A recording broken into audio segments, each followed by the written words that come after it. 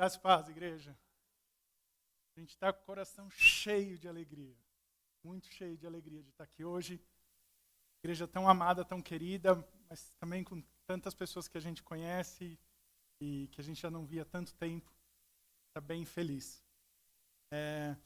Estava pensando desde quando a gente conhece o André, antes da fundação aqui da igreja, era 2006, 2007. E a gente foi num show hoje, nessa semana, com as filhas do André. E eu me lembro que foi num show do Hillsong, em 2006, mais ou menos, que eu vi o André e a Delaney juntos pela primeira vez, muito tempo atrás. Muito legal, muito especial estar aqui com a igreja. Para falar um pouquinho, para quem não conhece a gente, pelo meu trabalho, a gente vai mudando de tempos em tempos aí. E faz mais ou menos um ano, a gente mudou para a Inglaterra. E eu queria compartilhar um pouquinho do nosso testemunho lá, o que Deus tem feito. A gente tem sentido muito cuidado por Deus. Tem um slide que a gente preparou para mostrar. Irmãos, eu sei que às vezes a gente escuta que a igreja na Europa está morta. A igreja na Europa não está morta. Não está morta. A igreja sofre, é verdade. Hoje os jovens, a esmagadora maioria dos jovens não acreditam mais, não professam mais Jesus, mas a igreja não está morta. Esse vídeo, irmãos, só imaginem assim, vocês vão mudar para um outro país e você sabe aonde você vai trabalhar. Onde você escolhe uma casa? Perto do seu trabalho, claro, você não quer ficar no trânsito.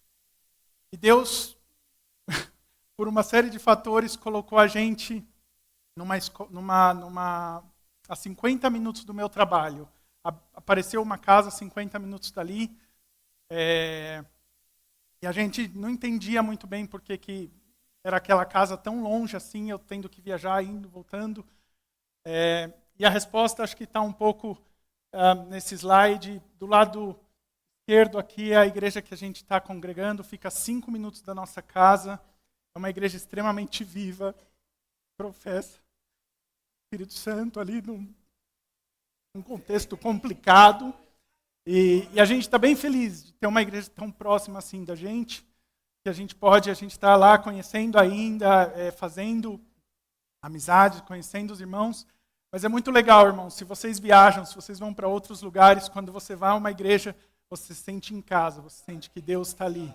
E não importa, irmãos, o idioma. Se você vai para uma igreja que você não entende o idioma, você se sente em casa, é impressionante.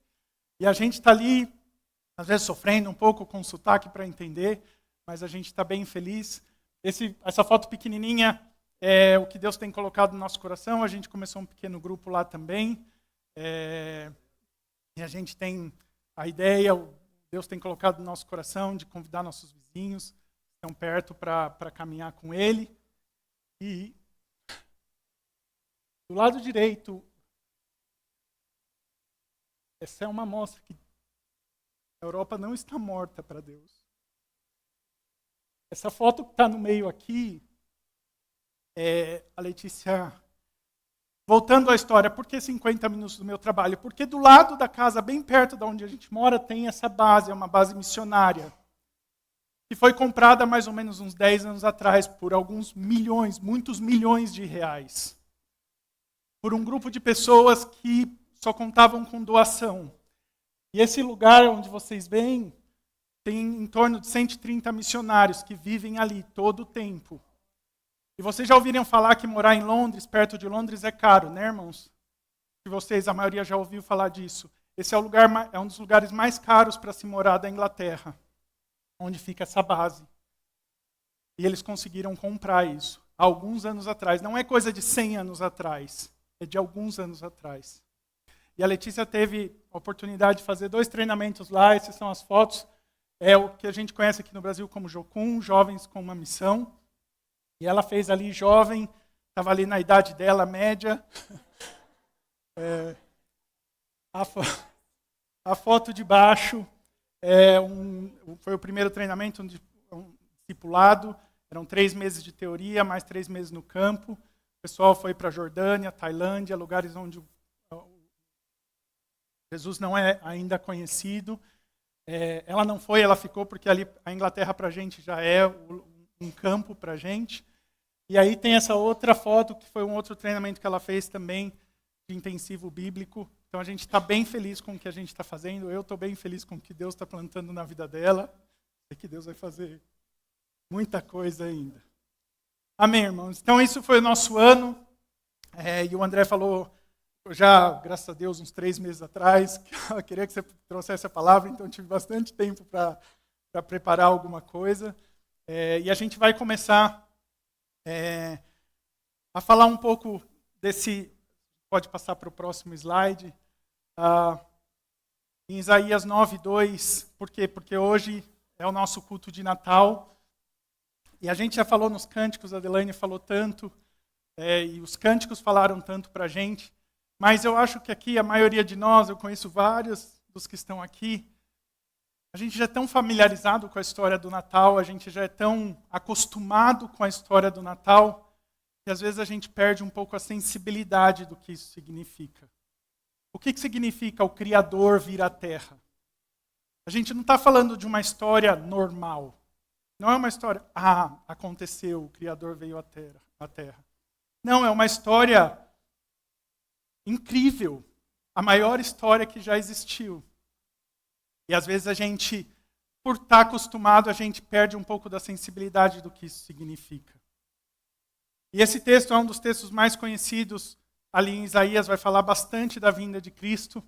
E esse texto fala, o povo que caminhava em trevas viu uma grande luz. Sobre os que viviam na terra, da sombra da morte raiou uma luz. Esse texto fala 2 vezes de trevas, de sombra da morte. Às vezes, acho que a gente vê o mundo lá fora e parece que está meio assim, não parece? Às vezes, eu costumo falar, o mundo está meio louco. Mas o mundo está meio louco. Jesus veio, mas para algumas pessoas, Jesus ainda não é conhecido. E essas pessoas ainda estão vivendo nesse mundo de trevas. Mas graças a Deus, raiou a luz. E é disso que a gente vai falar no dia de hoje. Queria orar, irmãos, para continuar. Senhor, muito obrigado, Pai. Obrigado por estar aqui, ó Pai. Obrigado por esse dia. Obrigado pela Tua bondade, Senhor, na minha vida. Obrigado pela maneira como o Senhor tem cuidado de nós, tem cuidado da igreja. Senhor, eu queria te pedir agora que Teu Espírito fale a cada um de nós, fale a mim, Senhor. Senhor, que a gente pode escutar o que o Senhor tem para as nossas vidas. E, Senhor, e que a gente perca, ó Pai, esse automatismo, ó Pai, de pensar que, normal, é Natal. Não é normal, Senhor. Não foi normal. Senhor, que a gente possa ser sensível ao que o Senhor veio fazer aqui na terra. E quão importante, quão majestoso, glorioso foi tudo isso para as nossas vidas, Pai. Em nome de Jesus, Senhor. Amém.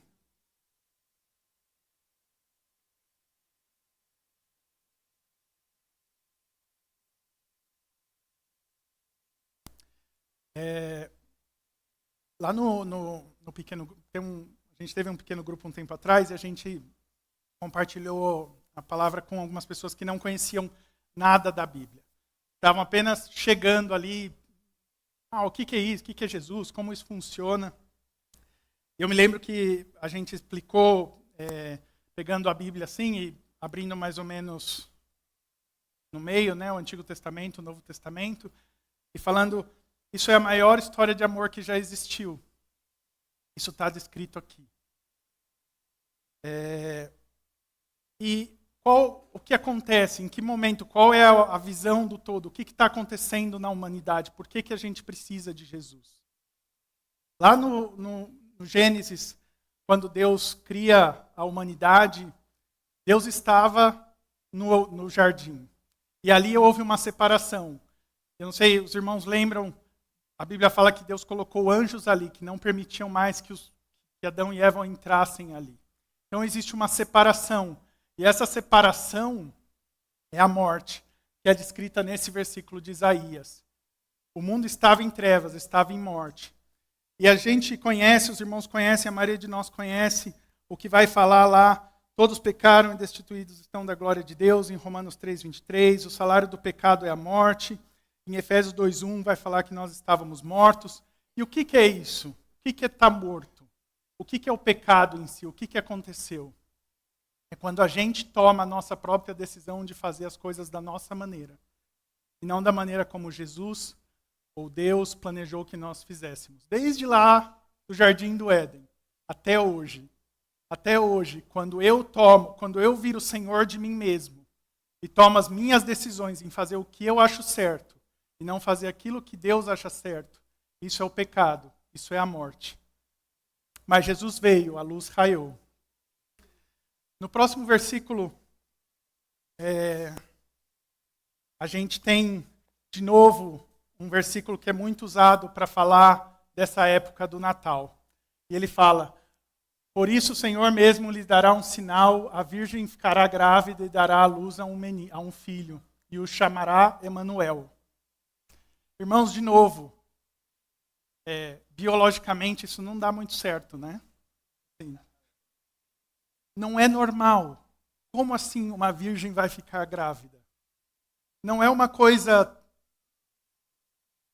É espetacular, é grandioso, é Deus. Só Deus é possível. Consegue fazer algo assim. E ele não fala só que esse menino vai vir, mas ele dá um nome. Esse nome é Emanuel, que é Deus conosco. Então não só ele veio, mas ele é Deus conosco, ele é Deus hoje com a gente, no nosso dia a dia. Eu queria refletir com os irmãos, eu vi ali que o PowerPoint deu uma estressadinha, mas eu queria refletir um pouco com esse significado no nome de Jesus, Emanuel, Deus conosco. Em 3 histórias, ou em uma história sobre 3 perspectivas. Primeiro, a história de um prisioneiro, alguém que estava preso. Esse é um personagem que a gente vai estudar nessa manhã, nos próximos minutos. O outro é um escravo, que estava ali, junto com um prisioneiro. E o outro é um homem traído. E como essa história de Deus conosco funciona, tanto para um homem preso, como para um escravo, como um homem traído. E talvez isso... eu não sou nem um prisioneiro, nem um escravo, eu também não fui traído. Mas eu queria que, ao passo que a gente for estudando aqui esse texto, que talvez você fosse pensando se um desses 3 personagens se encaixam em algum momento da sua vida. E se encaixar, irmão, se você lembrar de alguma situação, não briga com isso. Não é isso. Isso pode ser o Espírito Santo falando com você. Se você ouvir, enquanto a gente vai estudar, guarda isso e pede para Deus confirmar isso no seu coração. Mas não briga. Não é isso, esquece. Amém? A gente está no final do ano, se você não teve a oportunidade de ler um livro completo da Bíblia, a gente vai fazer isso hoje. Vamos lá. Tá bem pequenininho, então você abre a sua Bíblia. Filemão, a gente vai ler a carta de Filemão, de Paulo a Filemão. Eu preciso, não sei se os irmãos conseguem ler daí. Então, por favor, abram essa carta.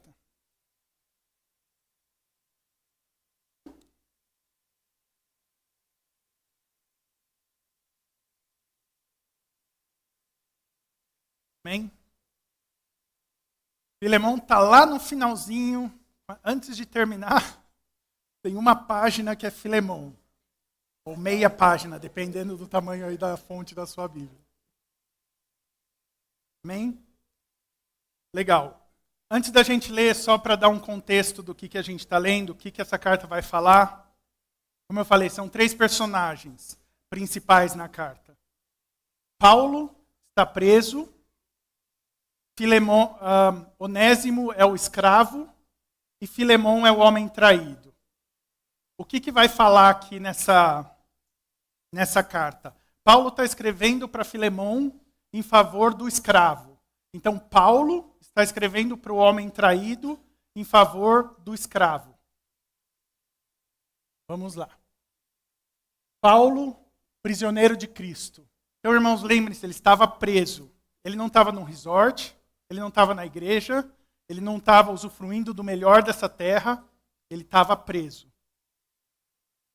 Prisioneiro de Cristo Jesus e o irmão Timóteo, a você, Filemon, nosso amado cooperador. Então aqui aparece o segundo personagem, Filemon, que é o homem traído.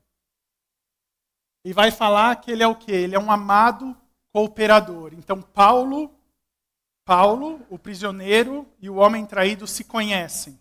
E eles não se conhecem de ouvir falar, eles têm uma grande relação, eles têm um grande relacionamento. A irmã Áfia, a Arquipo, nosso companheiro de lutas, e a igreja que se reúne com você em sua casa. Então Paulo está escrevendo para Filemon, está falando, meu grande amigo, para a igreja que se reúne na sua casa. Então esse é uma coisa que eu queria que os irmãos guardassem. Filemon é um romano que tem uma casa tão grande que consegue que uma igreja se reúna ali. Ele não é um romano pobre, ele é um romano de um certo status. A gente vai ver ainda mais porque mais para frente. Mas, irmãos, se você tem um pequeno grupo que se reúne na sua casa, daqui a 300 anos, quando forem estudar, vão falar, era alguém que tinha um certo nível social. Brincadeira. Mas aqui, nessa época, sim, significava que ele tinha uma casa grande a ponto de poder receber uma igreja. A vocês, a graça e a paz de Jesus, nosso Senhor Pai, e do Senhor Jesus Cristo, sempre dou graças a Deus, lembrando-se de você nas minhas orações, porque ouço falar da sua fé no Senhor Jesus e do seu amor por todos os santos.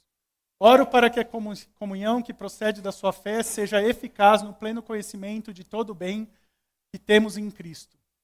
Seu amor me tem dado grande alegria e consolação, porque você, irmão, tem reanimado o coração dos santos. Por isso, mesmo tendo em Cristo plena liberdade em mandar que você cumpra o seu dever, prefiro fazer um apelo com base no amor. Eu, Paulo, já velho, e aqui eu queria fazer um outro adendo, ele está preso e ele está velho. Ele não está mais na flor da idade.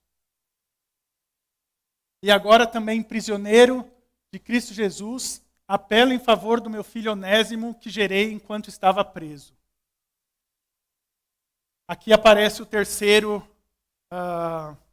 personagem dessa história, Onésimo, que reconhece a Cristo com Paulo dentro da prisão. Então Paulo fala que falou de Jesus para Onésimo dentro da prisão. Alguém velho, preso, que continua a sua missão. Pode passar para o próximo slide. Versículo 11. Ele antes era inútil, mas agora era útil.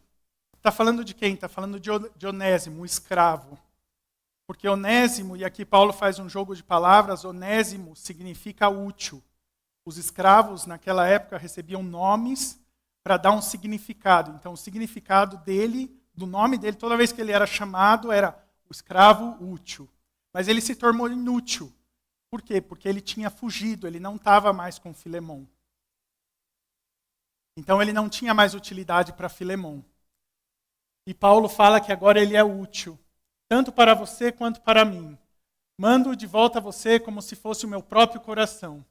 Gostaria de mantê-lo comigo para que me ajudasse em seu lugar enquanto estou preso por causa do Evangelho. Mas não quis fazer nada sem a sua permissão, para que qualquer favor que você fizer seja espontâneo e não forçado. E aqui está o cerne da carta, que vai falar, talvez ele tenha sido separado de você por algum tempo, para que você o tivesse de volta para sempre. Não mais como escravo, mas acima de escravo como irmão amado. Irmãos, naquela época, todo o esquema da sociedade, Roma foi um império durante muito tempo, e isso foi baseado em escravidão. E existiam regras e leis de como se tratar um escravo. E um escravo fugido merecia uma pena. E essa pena podia ser açoitamento, podia ser prisão ou até a morte. E o que Paulo está falando aqui é, você foi traído, seu escravo fugiu, você teve, além de uma vergonha para a sociedade, você perdeu, porque um escravo também era um valor monetário. E Paulo está falando, não só perdoa ele, porque agora ele era inútil e ele vai ser útil, mas eu quero que você o trate como irmão. E aí continua. Para mim ele é um irmão muito amado e ainda mais para você. Tanto como pessoa quanto como cristão. Assim, se você me considera companheiro na fé, receba-o como se estivesse recebendo a mim. Se ele o prejudicou em algo ou lhe deve alguma coisa, põe em minha conta. Eu, Paulo, escrevo de próprio punho, eu pagarei. Alguém já falou isso para você? Jesus falou isso para a gente, não foi? Amém? E Paulo faz isso agora com alguém que tinha aceitado a Jesus com ele, que ele tinha introduzido a Jesus a essa pessoa. Ele fala, eu vou pagar. Se ele te deve alguma coisa, se isso gerou alguma coisa, eu vou pagar isso no lugar dele. E vai terminar falando, para não dizer que você deve a sua própria pessoa. Por quê? Porque Paulo foi quem falou de Jesus também para Filemão. Então ele falou para o escravo e falou também para alguém que era alto na sociedade, que tinha não só uma casa tão grande para receber a igreja ali, mas que também tinha escravos, que era o caso de Filemão. Sim, irmão, eu gostaria de receber de você algum benefício para estarmos no Senhor. Reanime o meu coração em Cristo. Escrevo-lhe certo de que você me obedecerá, sabendo que fará ainda mais o que lhe peço. Você está acompanhando aí na Bíblia, faltam uns 3 versículos. Você pode terminar de ler, aí Paulo vai se despedir só, mas aí você completa um livro no dia desse ano. Pode fazer um check, se você ainda não fez, mas deveria ter feito bem mais. Vamos lá, irmãos. A gente pode passar aí para o primeiro e eu queria olhar esses 3 personagens de diferentes perspectivas com os irmãos hoje. E lembrando de Emanuel, Deus conosco na vida desses 3 personagens. O primeiro, Paulo. A gente viu, Paulo estava preso, Paulo tinha uma idade avançada e ele tinha um profundo relacionamento com Filemão. Não era um relacionamento mais ou menos. Ele tinha muita intimidade com Filemão. Irmãos, eu não sei vocês, mas eu me peguei nessa situação. Se eu tivesse preso, velho, e eu conhecesse alguém influente na sociedade, eu ia mandar uma carta. Mas provavelmente não era para pedir em favor de outra pessoa. Provavelmente era para pedir, me ajuda. Fala com alguém, contrata um advogado, paga alguma coisa para mim, mas me ajuda a sair daqui. Não é isso que Paulo faz. E o que Paulo está fazendo? Ele está discipulando Onésimo e Filemão ao mesmo tempo. Só que discipular Onésimo e Filemão tinha um preço a ser pago. Não só o preço de deixar de pedir um favor para Filemão. Tudo bem, ele deixou de pedir um favor. Mas ele estava colocando a situação dele ainda em mais risco. Como eu falei para os irmãos, Roma tinha toda a sua base, a sua estrutura baseado em escravos. O que Paulo está falando para ele? Tinha uma religião lá cristã que estava gerando um monte de problema para Roma, e Paulo está mandando uma carta e falando, perdoa esse fugido, que a lei manda ser penalizado, não penaliza ele, perdoa. E além de perdoar, chame de irmão. Quando Paulo faz isso, ele está complicando, pondo em risco ainda mais a sua situação. Ele está colocando em xeque as leis do tempo. E Paulo está falando aqui, mais uma vez, eu assumo a sua dívida. Assim como Jesus fez por nós, Paulo, nesse momento, está falando que vai fazer a mesma coisa. E eu não sei quantos de vocês têm caminhado com algumas pessoas que aí, às vezes a gente está ali caminhando, tem alguém que está precisando de Jesus, eu vou caminhar com essa pessoa, e às vezes não é fácil. Às vezes a pessoa não está muito interessada, ou se você convida para ir no pequeno grupo, vai uma vez, depois não vai mais. Ou se você tem um pequeno grupo na sua casa, você vai, você prepara tudo, e as pessoas não vêm, ligam antes e falam, não estou indo. Ou você vai falar para alguém de Jesus e essa pessoa fala, não quero saber, você se sente mal. Jesus fez isso por Paulo. Jesus morreu na cruz por Paulo. E Paulo está fazendo a mesma coisa, não está morrendo na cruz, mas ele está se sacrificando no discipulado pela vida de Onésimo. Não na cruz, mas nos seus benefícios, usando algo que podia ser para ele e colocando em risco a sua própria situação para continuar o discipulado de duas pessoas. Próximo personagem é Onésimo, é o escravo. E aqui é um escravo fujão, ele não estava mais onde ele estava, a geografia ali ele estava bem distante de onde Filemão vivia. E a gente viu, ele era um escravo, ele tinha fugido, ele conheceu Jesus na prisão. E aí Jesus faz a obra que fez na minha vida e fez na maioria de vocês. Ele tornou Onésimo de inútil para útil, de desprezado para amado, de escravo para livre. Só que essa obra que Jesus fez na vida de Onésimo, ela é suficiente para que Onésimo esteja na luz, esteja já conectado com Jesus. Só que Jesus, assim como fez com Onésimo, conosco, ele também não quer deixar com que isso pare aí. Ele sim aceita a gente como a gente é, mas ele não quer que a gente pare aí. Ele quer que a gente faça o quê? Corrija aquilo que ficou para trás.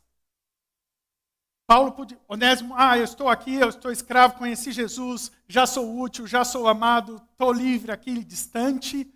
E o que Paulo fala para ele? Não. Jesus não é só falar aqui e não muda nada aqui. Paulo fala, você precisa corrigir, consertar aquilo que você fez. Você precisa voltar lá no seu Senhor e pedir perdão pelo que você fez. E aí? Onésimo fala, vou ou não vou? Vou correr o risco de voltar lá e ser açoitado, ser preso? Eu estou levando aqui um papelzinho comigo, mas nada me garante que ele vai fazer o que está escrito no papel. Talvez ele possa falar, não, Paulo não entende o que você fez, não sabe dos detalhes, você vai sofrer aquilo que você merece. A gente não sabe o final dessa história, a gente só conhece essa carta. Mas o fato dela estar na Bíblia nos dá uma indicação de que, sim, Filemão levou isso a sério. Mas, de novo, irmãos, a nossa obra, a obra que Jesus fez em nós, Emmanuel, Deus conosco, não é Deus conosco onde eu quero. É Deus conosco, é Senhor da minha vida. Não fazer do jeito que eu quero. Talvez Onésimo, do jeito que ele quer, ia falar, esquece isso do passado, deixa isso para lá. Vou pensar aqui daqui para frente. Não. Tinha uma ferida aberta que ele precisava consertar. E Paulo manda ele lá de volta consertar. E o último personagem dessa história é Filemão. E como a gente viu, Filemão tinha uma igreja, ele era bem financeiramente, ele tinha conhecido a Jesus através da vida de Paulo. E Paulo fala para ele perdoar, não só perdoar, mas fala para tratar como irmão e amar. Imagina na sociedade em que eles viviam lá. Escravo era um status. Ele tinha escravos.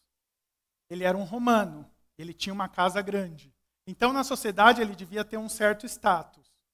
E provavelmente as pessoas, os conhecidos, os amigos, ficaram sabendo que aquele escravo tinha fugido. E aí ele recebe uma cartinha dizendo, perdoa, ama e trata como irmão. O que a gente faz? Rasga a cartinha e dá a chibatada? Emmanuel, Deus conosco, não fala para a gente fazer isso. E eu não sei, quando eu estava pensando nessas três passagens, nesses três personagens, Deus me falou várias vezes sobre os nossos relacionamentos. E às vezes a gente, como cristão, a gente também é ferido pelas pessoas. Tanto quanto quando a gente está discipulando alguém, ou quando alguém feriu a gente, ou quando a gente feriu alguém. E Emmanuel, Deus conosco, fala o quê? Que a gente precisa resolver isso. A gente precisa perdoar, a gente precisa voltar e resolver aquilo que está em aberto. Na próxima página, a gente tem de novo do lado esquerdo, falando de Emmanuel, Deus conosco. E Emmanuel, Deus conosco, em outros 3 versículos da Bíblia, falam que certamente Ele tomou sobre si nossas enfermidades e sobre si levou as nossas doenças. Contudo, nós os consideramos castigado por Deus, por Ele, atingido e afligido. Pois não temos um sumo sacerdote que não possa compadecer-se de nossas fraquezas, mas sim alguém que, como nós, passou por todo tipo de tentação, porém sem pecado. O que significa isso? Eu não sei a situação em que você está no seu dia a dia, nos seus relacionamentos. Mas Jesus, Deus conosco, sabe. E Ele não está falando à distância. Ele nunca foi traído aqui, no nosso mundo. Ou Ele nunca foi rechaçado no nosso mundo. Ele viveu aqui, sendo Deus e sendo homem. Então Ele sabe das nossas dores, das dores dos nossos relacionamentos, do que a gente precisa voltar e consertar, do que a gente precisa perdoar. Eu queria, já terminando, pedir para os irmãos abrirem em João 8:12.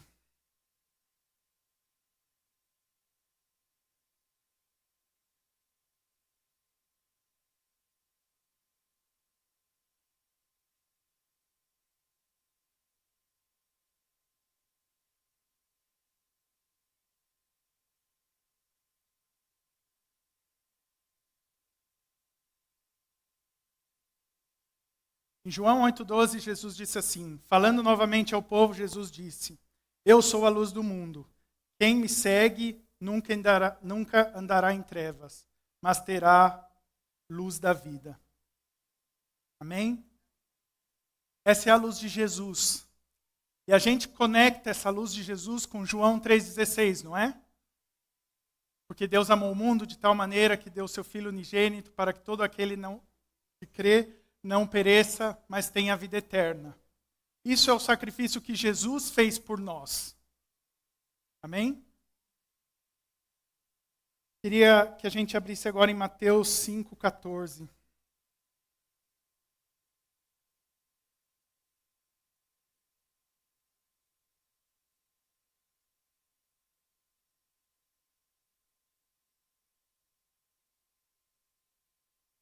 Em Mateus 5,14 está escrito, vocês são a luz do mundo. Ele está se referindo a quem? A Jesus? Não, ele está se referindo a nós. E antes da gente continuar aqui, sei que os irmãos sabem de cor 1 João 3,16, ou João 3,16, mas em 1 João 3,16, primeiro na frente, está escrito assim, nisto conhecemos o que é o amor. Jesus Cristo deu a sua vida por nós e devemos dar a nossa vida por nossos irmãos. Ou seja, Jesus deu a vida por nós. Ele foi a luz para nós. Mas agora, em 1 João 3,16, está falando que a gente precisa ser a luz, a gente precisa dar a vida para outras pessoas, para os nossos irmãos. E em Mateus 5,14, ele vai falar, vocês são luz do mundo, nós somos luz do mundo. No Natal, daqui 2 dias, nós somos a luz do mundo. Jesus é a luz, mas nós refletimos a luz de Jesus. Na sua casa, não sei, talvez com quem você vai se reunir, não sei qual é a situação, talvez seja quase angelical, todo mundo ali falando, louvando a Jesus. Talvez não seja assim. Mas é você que vai brilhar a luz de Jesus naquele lugar. com sabedoria. Assim como Paulo fez com Onésimo e Filemon. A gente precisa ter sabedoria na noite do Natal, mas também nas outras noites, nos outros dias. Em Mateus 5,14 vai falar: vocês são a luz do mundo. Não se pode esconder uma cidade construída sobre um monte. E também ninguém acende uma candeia e coloca debaixo de uma vasilha. Ao contrário, coloca no lugar apropriado. E assim ilumina todos os que estão na casa. Assim, brilhe a luz de vocês diante dos homens, para que sejam as suas boas obras, para que vejam as suas boas obras e glorifiquem o Pai de vocês, que está nos céus. Amém? Queria orar para a gente terminar. Senhor, muito obrigado, ó Pai, por esse momento, ó Pai, pela oportunidade de estudarmos, ó Pai, a Tua palavra, ó Pai, que é viva, ó Pai, que fala a nós, Senhor. Senhor, te agradeço, ó Pai, pela Tua bondade, ó Pai, de morrer por nós, de vir à terra, Senhor, e celebrarmos o Natal, porque o Senhor veio, o Criador veio, o Deus veio, Deus conosco, Emanuel. Senhor, e como resposta, Pai, que a gente possa viver Deus conosco nos nossos relacionamentos, no nosso dia a dia. Espírito Santo, fala com cada um de nós aquilo que a gente precisa consertar, aquilo que a gente precisa ser luz, ó Pai. Nos dá sabedoria, entendimento para que a gente seja luz na noite do Natal e em todas as outras noites em que o Senhor nos der fôlego de vida. Senhor, obrigado pela Tua bondade, ó Pai. Emanuel, Deus conosco. Em nome de Jesus. Amém.